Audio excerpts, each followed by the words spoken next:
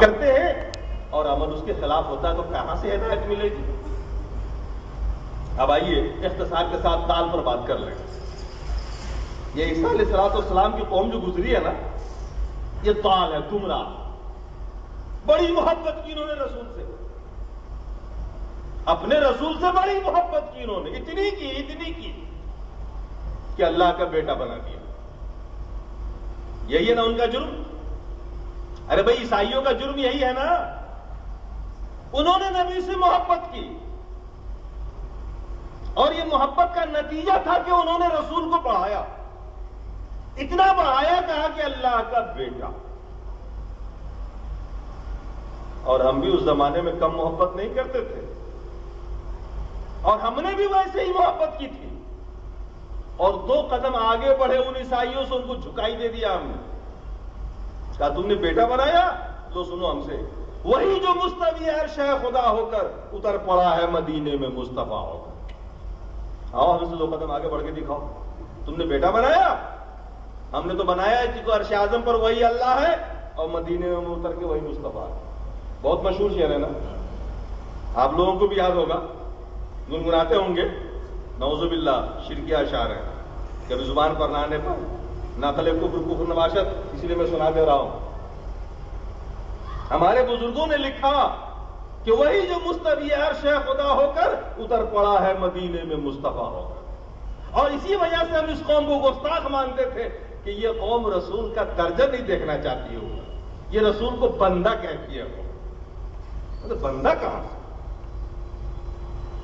احمد رضا خان صاحب کا نام سنا ہوگا آپ لوگوں نے. وہ ایک شعر میں کہتے ہیں قصیدہ معراجیہ کے اندر کہ جب اللہ کے رسول معراج پر تشریف لے گئے تو وہاں کا منظر کھینچتے ہیں وہ کہ اللہ اور رسول کی جو ملاقات ہوئی وہ کس طرح سے ہوئی. ذرا اندازہ لگائیے ان کے عقیدے کا اور غلو کا، مبالغے کا. کہ حجاب اٹھنے میں لاکھوں پردے، ہر ایک پردے میں لاکھوں جلوے. اللہ کے رسول جب گئے نا اللہ کے پاس، اس کو منظر میں لا رہے ہیں، کھینچ رہے ہیں کہ حجاب اٹھنے میں لاکھوں پردے، ہر ایک پردے میں لاکھوں جلوے. عجب گھڑی تھی کہ وصل و فرقت جنم کے بچھڑے گلے ملے تھے. کن کا جنم ہوا تھا پتا ہے آپ کو؟ شعر تو سمجھتے ہیں نا آپ، ماشاءاللہ اردو داں ہیں. جنم کے بچھڑے، کون جنم ہو کے بچھڑ گئے؟ اللہ اور رسول دونوں کے جنم ہوا تھا ایک ساتھ، معاذ اللہ، دونوں بچھڑ گئے اور دونوں اس رات میں گلے ملے. اب کوئی عیسائی ہمارے سامنے آیا اور کہے کہ ہم آپ سے آگے بڑھ کے دکھاتے ہیں. وہ گمراہ ہوئے اس بنیاد پر کہ انہوں نے رسول سے ایسی محبت کی جو محبت ان کے رسول نے نہیں سکھائی تھی، ان کی اپنی محبت تھی نا، اپنا طریقہ تھا نا.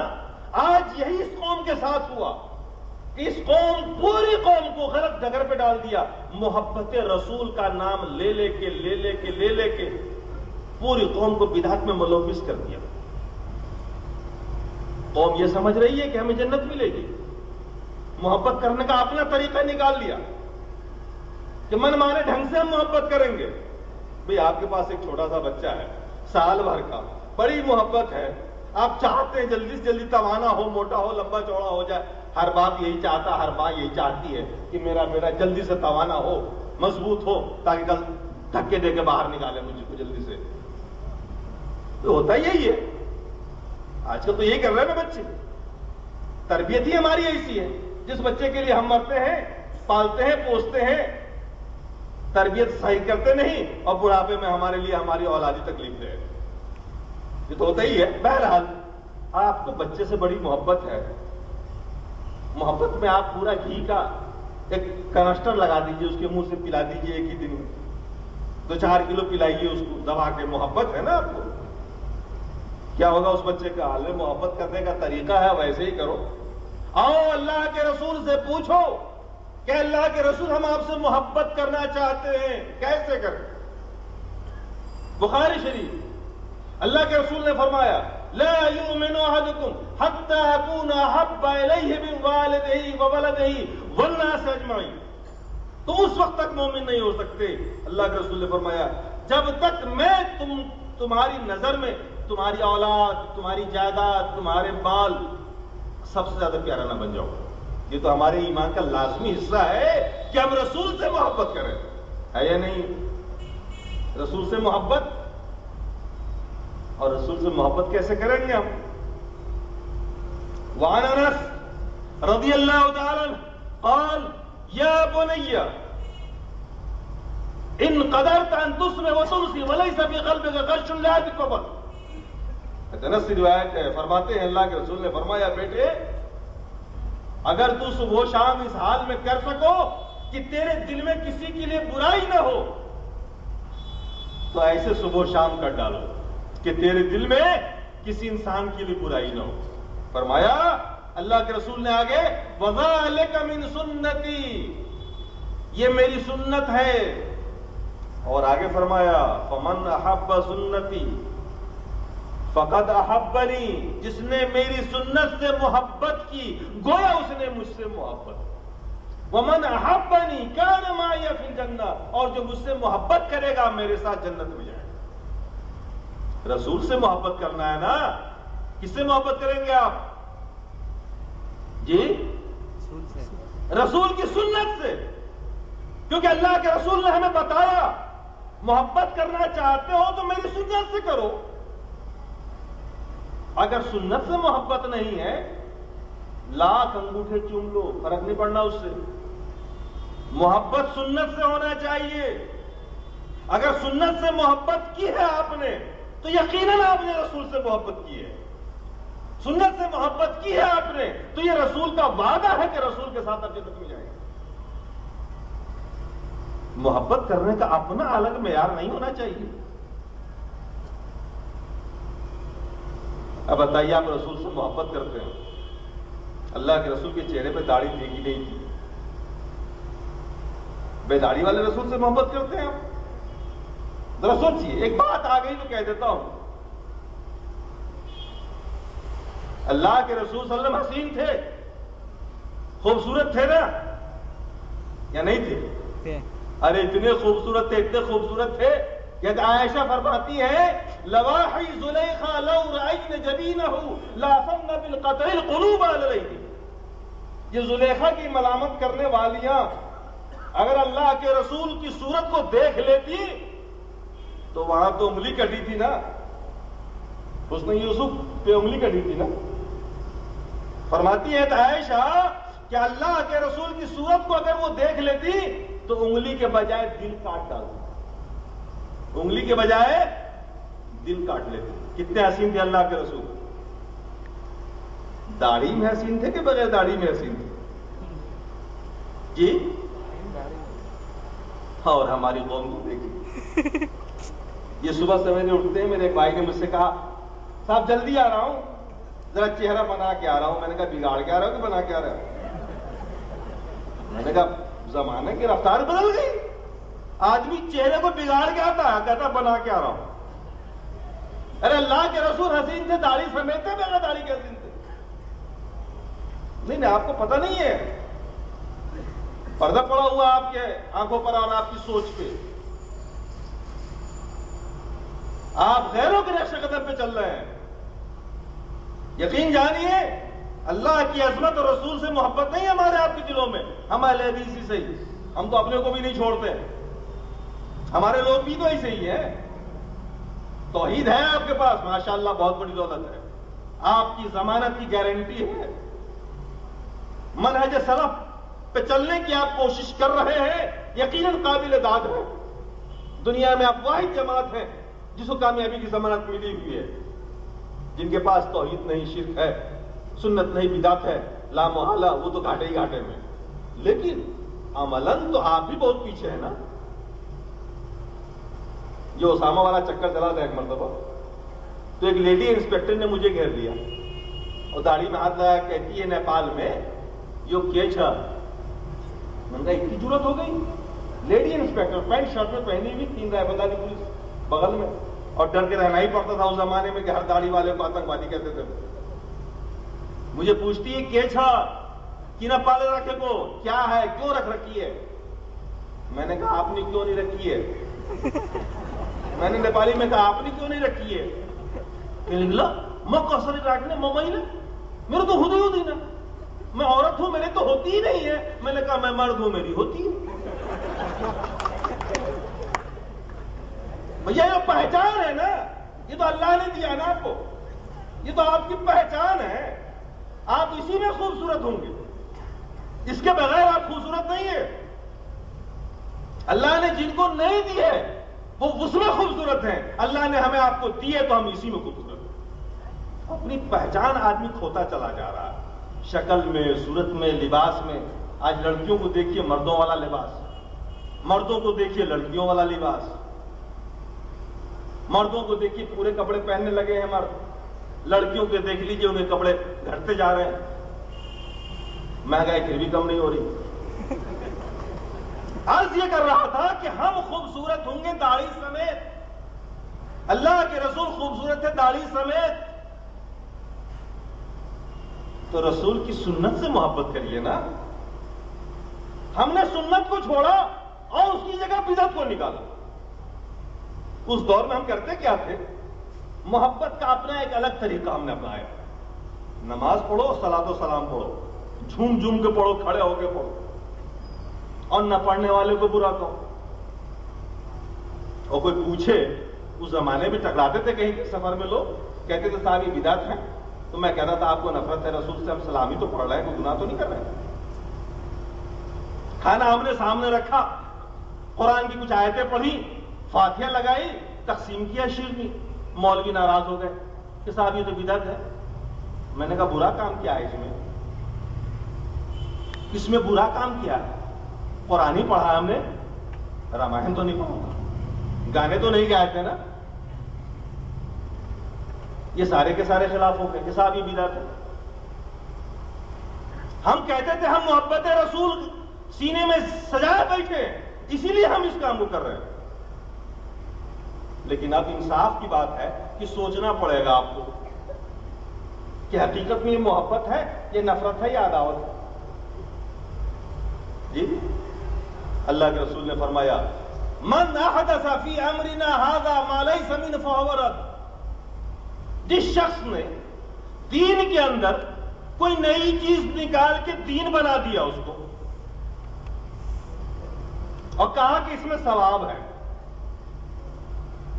تو وہ کام رد ہے، مردود ہے، اور ایسا کرنے والا بھی مردود ہے. یعنی دین میں گھٹانے اور بڑھانے کا پاور ہمیں اور آپ کو اللہ نے دیا نہیں ہے.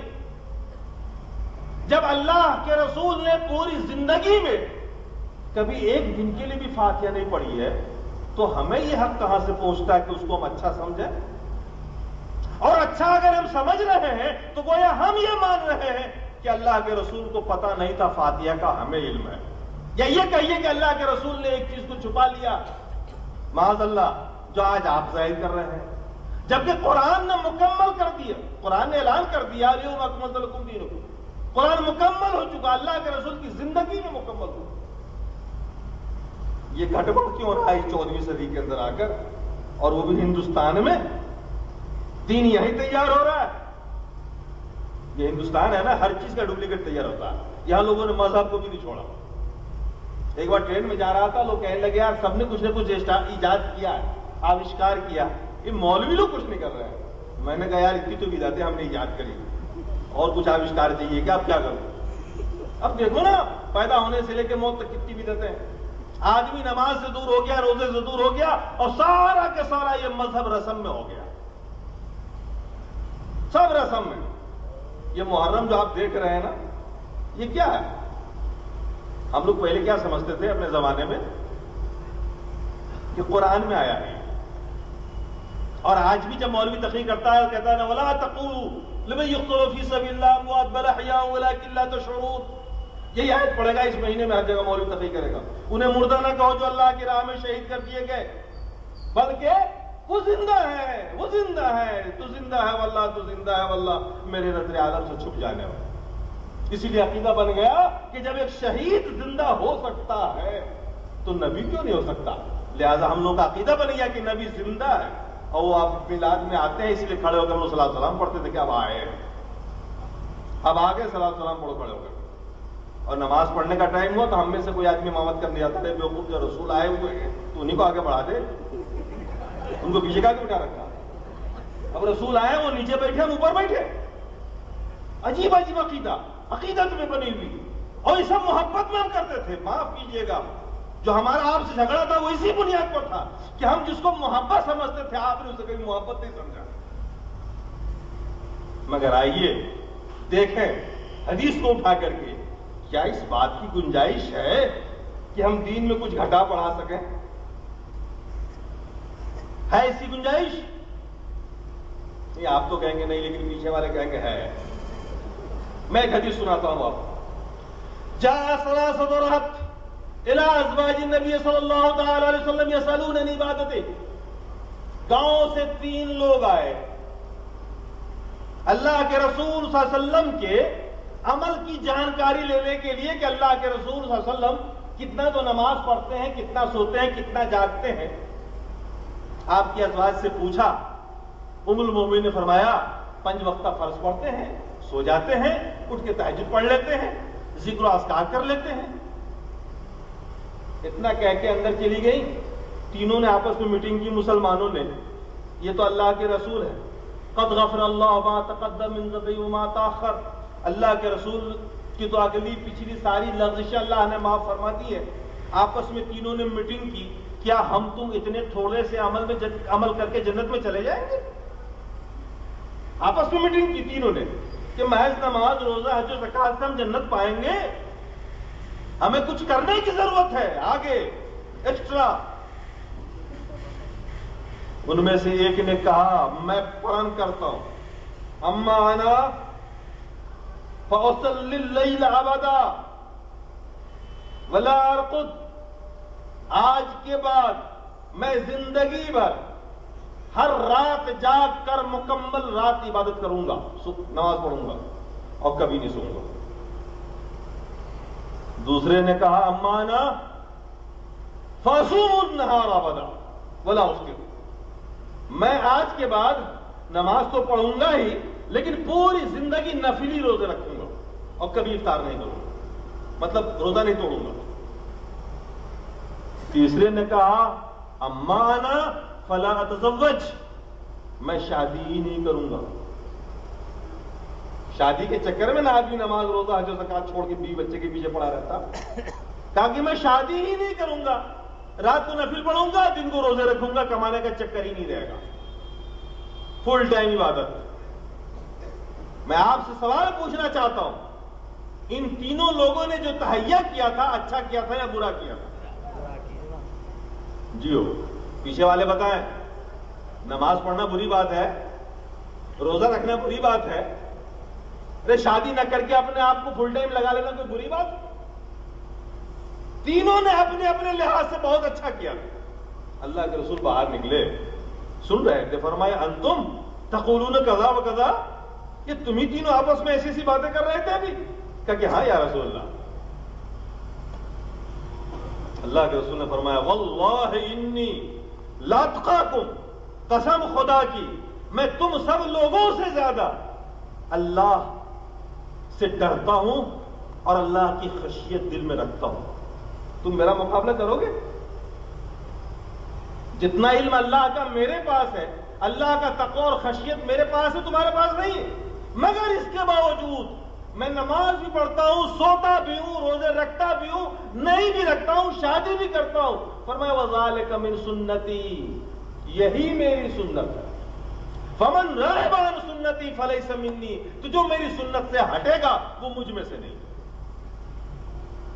معلوم ہوا ہم جسے اچھا سمجھے وہ اچھا نہیں، اچھا تو وہ ہے جسے رسول ایسا بتا. لہذا جھوم جھوم کر یا نبی سلام علیکہ پڑھنا، عرس کرنا، بدعتیں کرنا، ہم اسے اچھا سمجھیں تو سمجھیں. میرے دوست اگر رسول کی مہر نہیں اس عمل کے اوپر، وہ عمل بیکار. پرانے زمانے میں ہم کہا کرتے تھے بڑی عقیدت سے کہ ارے صاحب ہمارے تو امام اعظم وہ ہیں جنہوں نے 40 سال تک عشاء کے وضو سے فجر کی نماز پڑھی. کتنے سال؟ بڑے فخر سے بیان کرتے تھے، نعرے لگتے تھے، لوگ خوش ہوتے تھے. آج میں سوچتا ہوں یا اللہ میں پاگل ہو گیا کیا؟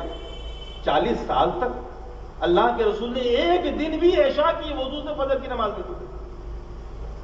جس کام کو اللہ کے رسول نے نہیں کیا وہ کام کوئی کرے تو کیا قابل تعریف ہو سکتا؟ یعنی انہوں نے کیا ہی نہیں ہوگا. ظاہر سی بات ہے، امام تھے، بڑے اچھے تھے، عالم تھے، دیندار تھے، ہم ان کے بارے میں بدظنی نہیں رکھتے. یہ تو ان لوگوں نے ایسا کر دیا ہے کہ پیرا نمی پرند مریدہ می پراگن. پیر صاحب نہیں اڑتے ہیں، یہ مرید لوگ اڑاتے رہتے ہیں. اردو میں یوں کہیے کہ پیر صاحب نہیں اڑتے بلکہ مریدین اڑاتے ہیں کرامتیں بیان کر کے. امام اعظم ایسے نہیں تھے معاذ اللہ. ہم چاروں امام کی عزت کرتے ہیں، ان سے دعا کرتے ہیں ان کے لیے، اللہ تعالیٰ انہیں کروٹ کروٹ جنت عطا فرمائے. یہ تو بعد کے لوگوں نے گڑھ دیا کہ انہوں نے 40 سال تک عشاء کی وضو سے فجر کی نماز پڑھی. اگر اس میں کوئی فضیلت ہوتی تو اللہ کے رسول پہلے اس کام کرتے، کیونکہ اللہ کے رسول نے کسی فضیلت والے کام کو چھوڑا نہیں. کسی نے گڑھ دیا، اڑا دیا، روایت ہے، چل پڑی، چل رہی، کوئی پیچھے مڑ کے دیکھتا ہی نہیں کہ کون صحیح ہے کون غلط ہے. ابھی کچھ دنوں پہلے ایک مولانا صاحب میرے ایریا کے رشتے میں سارے لگتے ہیں، بدقسمتی سے بریلوی ہے ابھی تک. وہ مجھے کہنے لگے کہ مولانا آپ لوگوں میں سب سے بڑی غلطی ہے اہل حدیثوں میں کہ آپ لوگ ولیوں کو نہیں مانتے ہو. میں نے کہا یار ہم نہیں مانتے ولیوں کو، ہم میں تو ہر آدمی ولی ہوتا. بھئی اللہ نے فرمایا ہے نا، اللہ ولی الذین آمنوا، اللہ ایمان والوں کا ولی ہے. یخرجہم من الظلمات الی النور، وہ روشنی سے، تاریکی سے نکال کر روشنی میں لاتا. والذین کفروا اولیاءہم الطاغوت، جو کفر کرتے ہیں ان کا ولی شیطان ہے. کرتا کیا ہے شیطان؟